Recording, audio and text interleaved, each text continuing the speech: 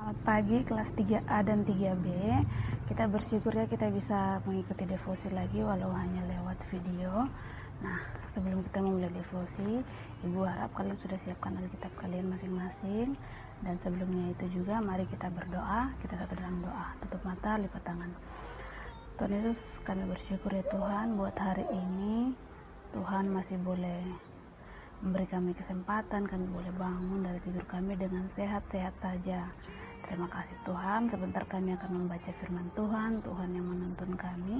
Di dalam nama Tuhan Yesus kami berdoa, amin. Nah, di sini Ibu mau cerita tentang Musa yang Allah suruh untuk membuat kemah suci dengan bangsa Israel begitu ya. Nah, di sini pembacaannya ada di Keluaran 25 ayat 1 sampai 8.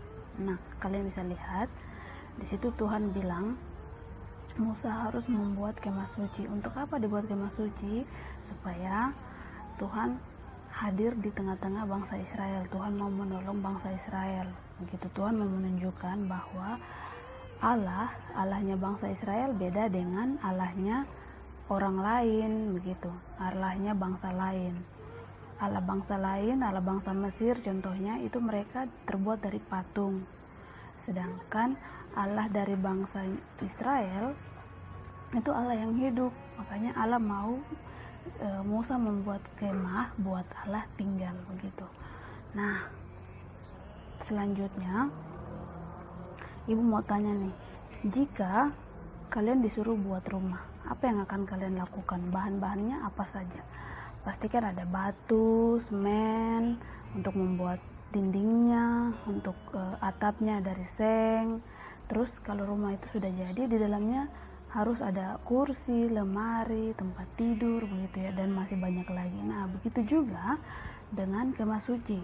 Nah, di sini Tuhan bilang sama Musa bahwa Musa harus menyuruh bangsa Israel menyiapkan persembahan khusus untuk membuat kemah suci, yaitu ada emas, perak, begitu ada kain ungu tua, kain ungu muda, dan masih banyak lagi bahan-bahan yang lainnya untuk membuat kemah suci. Nah, di dalam kemah suci itu terdapat tirai yang nanti menyembunyikan kehadiran Allah dari bangsa Israel. Jadi bangsa Israel tidak langsung melihat Allah, tidak langsung bertemu Allah, tapi Allah akan tinggal di dalam ruang Maha Kudus begitu. Dan pertanyaannya, mengapa Allah menyuruh Musa membuat kemah suci? Ya, tadi yang Ibu sudah bilang, Allah mau tinggal bersama-sama dengan bangsa Israel begitu. Dan Allah bilang bahwa tidak ada Allah lain yang hidup. Nah, Allah bangsa Mesir, Allah bangsa-bangsa lain itu mereka tidak hidup, mereka terbuat dari patung, dan di patung itu mereka sembah. Tapi patung itu sebenarnya mati, itu penyembahan berhala. Tetapi Allahnya bangsa Israel itu hidup, gitu ya. Nah, apa pelajaran yang bisa kita pelajari dari Musa memimpin bangsa Israel ini membuat kemah suci? Di sini yang kita bisa pelajari yaitu ketaatan. Nah, ketaatan Musa terhadap Tuhan begitu dilihat.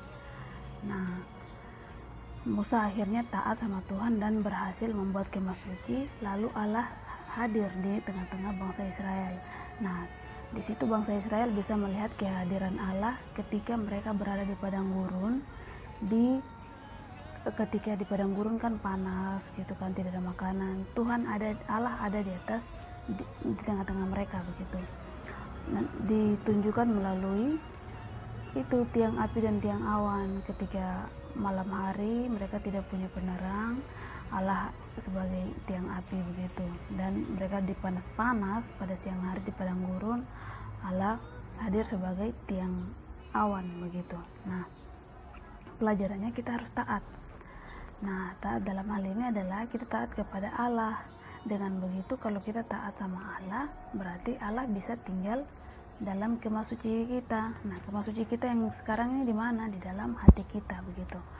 Nah, selanjutnya Ibu mau kasih tahu bahwa ketaatan itu bisa kita buktikan dengan kegiatan kita sehari-hari, contohnya di rumah, taat sama orang tua, mengasihi sesama, membantu orang lain yang susah, itu kan contoh-contoh ketaatan gitu.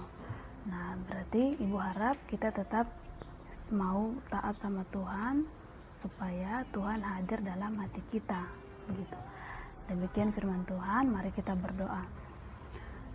Sungguh kami bersyukur ya Tuhan buat hari ini. Tuhan sudah mengajar kami untuk taat kepada Tuhan. Tuhan berikan kesehatan kepada anak kelas 3 selama mereka belajar di rumah. Tuhan memberikan kepintaran juga sehingga mereka selalu mau terus belajar walaupun belajarnya di rumah. Dan Tuhan berdoa juga buat orang tua, siswa yang selalu mendukung pembelajarannya di rumah. Tuhan Yesus memberkati mereka. Di dalam nama Tuhan Yesus kami berdoa dan bersyukur. Amin.